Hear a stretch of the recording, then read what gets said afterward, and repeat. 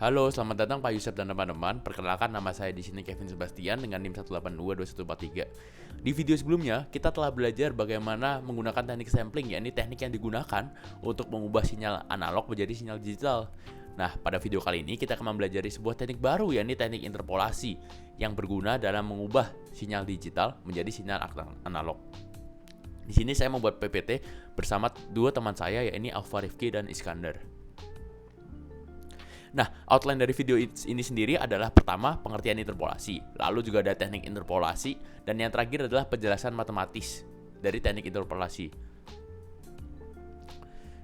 Pertama-tama, apa itu interpolasi? Interpolasi adalah sebuah teknik atau pengolahan sinyal yang digunakan untuk mengestimasi atau istilahnya mengisi celah antara titik-titik data sinyal digital yang kita punya.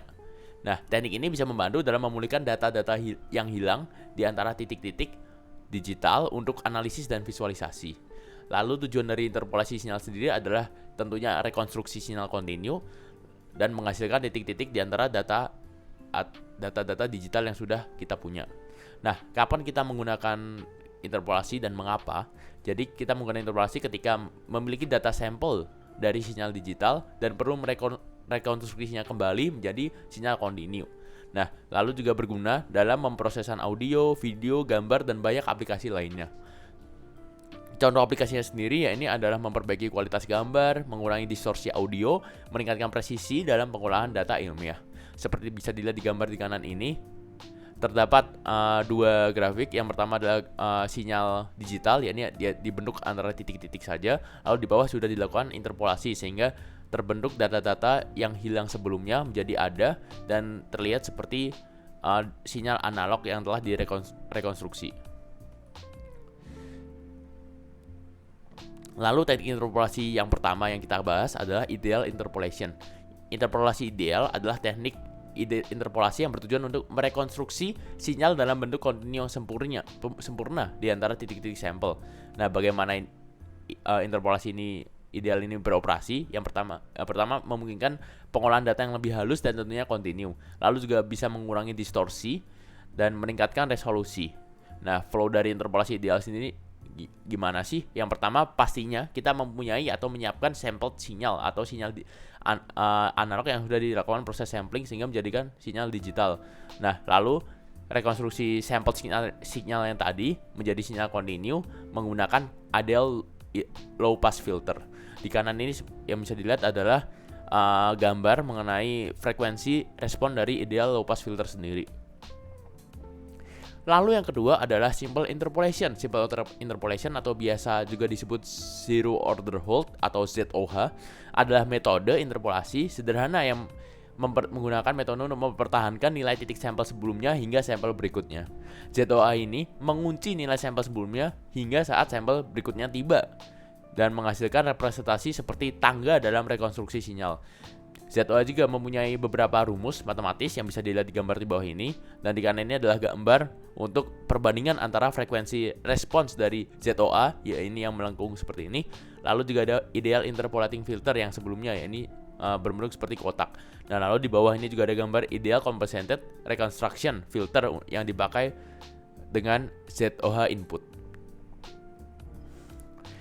Lalu yang ketiga adalah linear interpolation atau bisa disebut first order hold atau FOH, adalah metode yang menggunakan fungsi linear untuk melakukan interpolasi, yakni menghasilkan garis lurus dengan kemiringan yang menghubungkan titik-titik sampel. FOH sendiri ini bekerja seperti menciptakan rem di antara titik-titik sampel, yakni memperlakukan nilai sampel sebelumnya sebagai start atau tingkat awal dari sebuah garis dan nilai sampel berikutnya menjadi tingkat akhir atau end dari sebuah garis sehingga menciptakan perubahan tingkat secara linear. FOH sendiri juga memiliki rumus matematis yang bisa dilihat seperti gambar di kiri bawah ini. Nah, lalu juga ada gambar contoh penerapan FOH. Jadi di sini ada sinyal-sinyal digital yang sudah dilakukan sampling. Nah, lalu di antara titik-titik sinyal digital tersebut dihubungkan dengan sebuah garis dengan gradien yang berbeda-beda sehingga terbentuklah sinyal kontinu yang berbentuk seperti rem. Nah, setelah itu kita akan melanjutkan dengan penjelasan matematis. Penjelasan matematis ini akan dilakukan untuk menjelaskan bagaimana matematisnya dari ideal interpolation. Nah, selanjutnya saya akan menggunakan notes untuk menjelaskan fungsi matematis atau perhitungan matematis dari ideal interpolation. Pertama-tama saya akan menjelaskan sekilas mengenai proses sampling yang sudah dijelaskan di video sebelumnya. Yakni inti dari konsep sampling sendiri adalah pertama kita menggunakan MT atau sinyal analog yang kita punya yang sudah digambarkan seperti ini. Lalu jika dilakukan Fourier transform maka akan menjadi seperti ini dengan yang dinamakan dengan fungsi M omega. Lalu akan dikalikan dengan fungsi CT atau fungsi sampler dengan gambar seperti ini dan kita akan menghasilkan ST. Jadi fungsi yang sudah discrete yang sebelumnya adalah continue dengan titik-titik seperti ini yang sudah ditunjukkan oleh garis-garis putih. Nah, fungsi ST sendiri bisa kita lakukan Fourier transform kembali sehingga dan menghasilkan gambar seperti ini, yakni S omega dengan istilahnya memiliki banyak segitiga di antaranya. Nah, dengan ini adalah omega M, lalu di sini ada omega S dikurangi omega M karena di sini adalah omega S. Beberapa titik yang akan digunakan untuk perhitungan selanjutnya. Nah, bagaimana supaya tidak overlapping pada gambar S omega di atas ini tidak overlapping karena antara segitiga ini tidak menabrak antara satu sama lain. Nah, supaya tidak overlapping maka agar atau tidak menabrak istilahnya, jadi kita harus tentunya pasti memiliki ini omega S dikurangi omega M ini harus lebih besar daripada omega M sendiri, karena kalau ini lebih kecil atau titiknya misal di sini maka akan menabrak segitiga lainnya. Maka dari itu rumusnya adalah omega S dikurangi omega M harus lebih besar atau sama dengan omega M sendiri, dan ketika omega M dipindahkan ke kanan sehingga syarat yang terbentuk adalah omega S harus lebih besar atau sama dengan 2 kali omega M. Nah, bagaimana sih kalau syarat ini tidak terpenuhi? Bisa dilihat pada gambar di bawah ini. Jika syarat tidak terpenuhi, jadi omega S sendiri dikurangi kurang dari 2 omega M sehingga omega S dikurangi omega M kurang dari omega M sehingga segitiga atau sinyal-sinyal hasil Fourier transform ini akan menabrak satu sama lain. Dan ini menyebabkan overlapping atau ketidakjelasan untuk dilakukan rekonstruksi sinyal kembali, sehingga ini membuktikan bahwa Nyquist rate atau yang dia bilang adalah frekuensi sinyal sampler harus lebih besar 2 kali daripada frekuensi sinyal yang akan disampling adalah benar, karena jika itu tidak terpenuhi maka akan terbentuk overlapping seperti ini, sehingga akibatnya kita akan lihat ke nantinya. Nah, kita lanjut ke bagian ideal interpolation. Di sini kita akan menggunakan ideal LPF atau low pass filter. Di sini pertama-tama kita akan menggunakan ST, rumus ST, maksudnya fungsi ST yang akan digabungkan dengan low pass filter, lalu akan menghasilkan MRT. Di sini adalah fungsi analog awal yang kita harapkan dengan MRT artinya recovered. Jadi kita mengharapkan sinyal kembali seperti fungsi awal ini dari sinyal digital ini. Nah, pertama-tama kita harus mengetahui frekuensi respon dari LPF sendiri. Yani frekuensi respon ini bisa tergambar di dalam sinyal seperti ini, di dalam fungsi yang dinamakan H omega. H omega sendiri berbentuk seperti kotak, jadi di sini minus omega C hingga omega C. Nah, HW sendiri ini jika disangkut pautkan dengan konsep ini, maka H omega bisa didapatkan dengan membagi M besar omega, M besar R omega dibagi dengan S besar omega, S kapital omega. Nah, sehingga kita bisa mendapatkan MR omega sendiri, yakni MRT, namun di Fourier transform menjadi MR omega menjadi H omega dikali S omega, sehingga kita bisa mendapatkan kembali sinyal analog yang kita punya di awal. Nah, di sini kita mendapatkan fungsi S besar omega, yakni seperti ini. Bukan yang biru merupakan fungsi dari sini. Nah, di sini kita bisa melihat S omega kita. Lalu di sini juga ada fungsi H omega atau frekuensi respon dari LPF.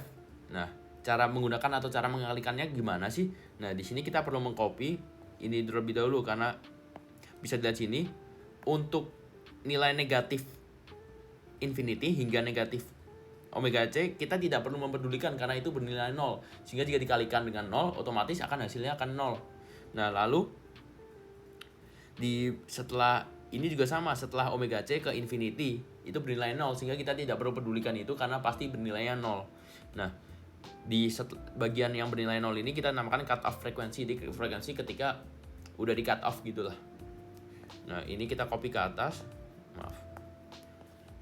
Ini bisa kita copy lalu kita pindahkan ke sini sehingga kita tidak perlu mempedulikan bagian ini karena sudah di cut off, dikalikan dengan 0 otomatis hasilnya akan 0. Ini juga. Nah, jadi yang kita perlu pedulikan adalah yang ini saja. Ketika kedua fungsi ini dikalikan, maka akan menghasilkan fungsi M besar R omega.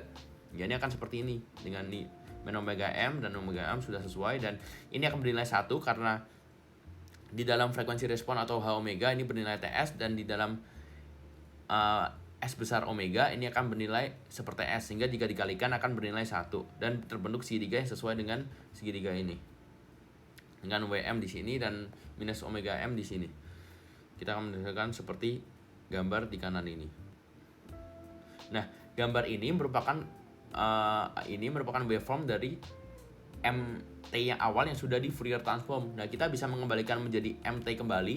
Kita bisa mengembalikan gambar ini menjadi gambar ini semula, yakni gambar analog yang kita harapkan dengan melakukan inverse dari Fourier transform tersebut. Sehingga jika kita sudah mendapatkan ini, maka rekonstruksi kita sudah berhasil karena tinggal dilakukan inverse sehingga mendapatkan sinyal analog yang semula. Nah, lalu tidak sampai di situ saja. Di dalam rekonstruksi ini juga memiliki syarat-syarat yang harus kita penuhi. Seperti lihat gambar di sini. Ini adalah omega C yang tadi frekuensi respon dari LPF, lalu ada omega M dan omega S kurangi omega M. Nah, kita akan membahas seberapa sih omega C yang kita perlukan agar kita dapat merekonstruksi sinyal secara sempurna. Nah, didapatkan syarat bahwa omega C ini harus terletak di antara omega M dan omega S dikurangi omega M. Jadi omega M kurang dari atau sama dengan omega C dan omega C kurang dari sama dengan omega S dikurangi omega M agar rekonstruksi kita kembali ke sinyal secara sempurna, continue. Nah, bagaimana jika syarat ini tidak terpenuhi? Nah, pertama-tama kita lihat di case pertama dulu. Case pertama ini syarat yang masih memenuhi, ini omega C sama dengan omega M, yang mana masih memenuhi karena ini omega M kurang dari sama dengan omega C. Sehingga bisa didapatkan bahwa omega C tepat di satu titik dengan omega M. Namun ini tidak masalah karena kita tetap mendapatkan fungsi dari M besar RT sesuai dengan seperti gambar ini. Kita mendapatkan seperti ini. Nah, lalu kita lanjut ke case kedua di mana omega C kurang dari omega M. Hal ini melanggar syarat yang sudah ditentukan sehingga terdapat potongan sinyal yang hilang di bagian sini dan sini, sehingga sinyal yang direkonstruksi kembali tidak sesuai dengan sinyal yang sudah kita punya di awal atau MT yang di awal. Sehingga hal ini akan mengakibatkan kita tidak bisa melakukan atau mendapatkan kembali sinyal analog yang kita harapkan. Jadi ini tidak aman. Nah, lalu di bagian case ketiga, ketika omega C lebih dari omega S dikurangi omega M. Nah, jadi ini omega S kurangi omega M dan omega C melebihin di sini. Nah, ini juga tidak melanggar syarat ya, karena kita akhirnya mempunyai sinyal tambahan yang seharusnya hanya ini, sehingga kita mempunyai sinyal tambahan ya ini dan ini, sehingga sinyal ini ketika dilakukan inverse Fourier transform akan berbeda dengan sinyal yang kita harapkan atau MT yang di awal yang sinyal kita sampling tadi, sehingga memiliki hasil yang berbeda, sehingga rekonstruksi kita gagal ya jika wave omega C lebih dari omega S dikurangi omega M. Lalu case keempat, ketika omega C itu sama dengan omega S dikurangi omega M. Ini masih sesuai syarat. Namun kita hanya melihat di sini ketika omega C itu sama dengan atau di satu titik dengan omega S kurangi omega M. Ini tetap sesuai karena kita tetap mendapatkan sinyal yang sesuai, ya ini seperti ini.